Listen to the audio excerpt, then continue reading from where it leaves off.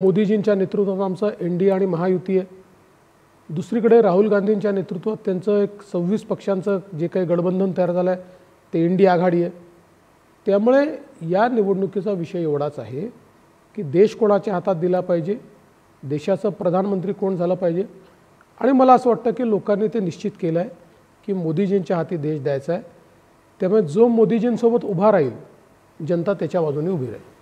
म्हणूनच तुमच्या प्रचारात नेहमी वारंवार उल्लेख येतो की तुमचं मत तुम्ही कोणाला देताय, नरेंद्र मोदींना देताय की विरोधी पक्षांना देताय।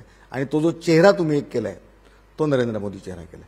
पण नरेंद्र मोदी हाच केवळ चेहरा ठेवून निवडणुका जिंकता येते? नाही, प्रश्न हाच चेहरा ठेवण्याचा विषयच नाही, चेहराच तो आहे। आणि ही देशाची निवडणूक आहे ना, देशाचा प्रधानमंत्री निवडण्याकरता आपण वोट करतो। जरी आपण आपल्या सदस्याला वोट करत असलो तरी अल्टिमेटली त्या सदस्याकडून अपेक्षा काय आहे तर त्याने देशाचे प्रधानमंत्री निवडायचे आहेत। त्यामुळे तोच चेहरा आहे, तोच चालणार आहे आणि लोकांना तोच हवा आहे। पण मग त्यामुळे असा मेसेज किंवा विरोधकांकडून प्रचार होतो ना की फक्त मोदींच्या नावावर मत मागतात, त्यात उमेदवाराचं तिकडच्या कार्यकर्त्यांचं त्याचं काम महत्त्वाचं नाही का, हा देखील मुद्दा येतो। असं नाही आहे। जर आमचा मेंबर ऑफ पार्लमेंट त्या ठिकाणी असेल, त्यांनी केलेलं काम देखील आम्ही सांगतो, ते लोकांपर्यंत पोचवतोच। पण आता आमच्याकडे मोदीजींसारखा नेता आहे की जो लोकांना हवा आहे, तर तो आम्ही का दाखवू नये। आता त्यांच्याकडे राहुलजी आहेत, त्यामुळे त्यांना कदाचित दाखवताना अडचण होत असेल। आमच्याकडे अशी अडचण नाही आहे, आमचा नेता लोकांना हवा आहे। तुमच्याकडे मोदी आहेत, तुम्ही देशातला सगळ्यात मोठा पक्ष आहे। मग असं असताना मी थेट प्रश्नावर येतो, महाराष्ट्रामध्ये 32 जागांच्या खाली घेणार नाही भाजप असं म्हणत होता। 32 जागा मिळतात भाजपला एकूण सीट शेअरिंगमध्ये? पहिले मी तुम्हाला विचारतो, 32 जागांखाली घेणार नाही असं कोणाचं स्टेटमेंट आहे? असं वेगवेगळ्या नेत्यांचं प्रसार माध्यमातून आलं। एक स्टेटमेंट दाखवा, एक।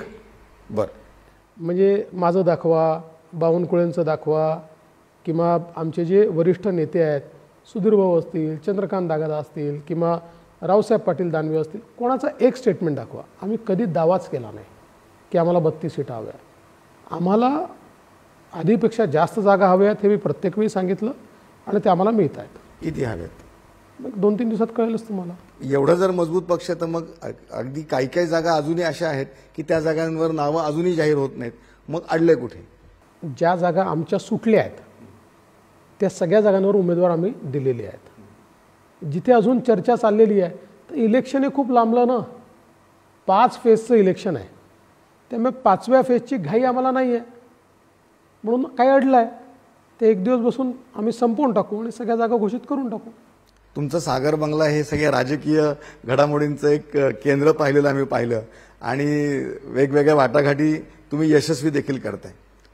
का अशा वाटाघाटी करायला लागतात? तुमच्यामधलेच नाराज अगदी सागर बंगल्यापर्यंत येत आहेत आणि मग त्याच्यानंतर रात्री मध्यरात्री मीटिंग होत आहेत आणि तुम्ही त्यांना समजावताय, हे चित्र का दिसतं? निवडणुकीत या सगळ्या गोष्टी होतच असतात। काय आहे की ॲस्पिरेशन्स, अपेक्षा हा एक फार महत्त्वाचा घटक असतो आणि राजकारणामध्ये आज अपेक्षा शिगेला पोचतात।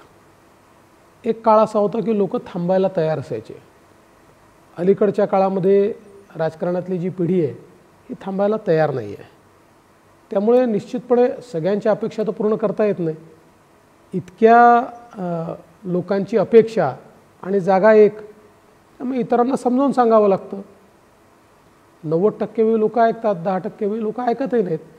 पण नेता म्हणून हे तुमचं कामच असतं की सगळ्यांना सोबत घेऊन चाललं पाहिजे, त्यांना समजावून सांगितलं पाहिजे की बाबा याला देणं काय गरजेचं आहे आणि तुला देताना काय अडचणी आहेत, किमान तेवढं कम्युनिकेशन झालं पाहिजे, ते आम्ही करतो। पण महायुती तुम्ही जेव्हा केलीत तेव्हा हे गृहीत होतं ना की तुम्ही 3 प्रमुख पक्ष आणि इतरही मित्र पक्ष आहेत, मग अशा वेळेस ही अडचण होणार होतीच ना, हे तर गृहीत होतंच ना। मग आहे ना, अडचण होणार हे त्याही वेळेस माहिती होतं, ते आजही माहिती आहे। एकच पक्ष लढतो तेव्हाही अडचण असते ना, असं थोडी आहे काही एक सिंगल पक्ष लढतो तर त्या पक्षातले ॲस्पिरेशन्स असतात, प्रत्येक जागेवर त्या पक्षातले इच्छुक असतात। त्यामुळे हा राजकारण